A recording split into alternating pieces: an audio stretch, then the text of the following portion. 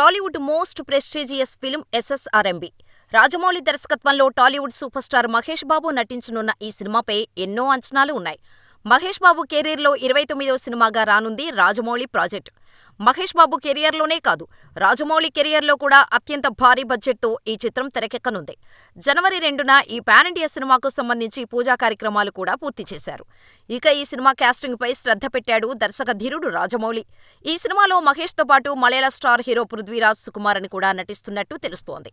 అయితే హీరోయిన్ విషయంలో మాత్రం క్లారిటీ రావటం లేదు. కానీ మహేష్ సరసన హీరోయిన్గా బాలీవుడ్లో పెరిగి హాలీవుడ్లో సెటిల్ అయిన ప్రియాంక చోప్రాను తీసుకున్నారని టాక్ కూడా వినిపించింది. తాజాగా ఈ హాట్ బ్యూటీ హైదరాబాద్ ఎయిర్పోర్టులో దర్శనమివ్వటంతో ఆమెనే హీరోయిన్గా ఫిక్స్ అని సోషల్ మీడియాలో కామెంట్స్ చేస్తున్నారు ఫ్యాన్స్. విశ్వసనీయ సమాచారం ప్రకారం ప్రియాంక చోప్రా నటిస్తున్న మాట వాస్తవమే, కానీ హీరోయిన్గా కాదు.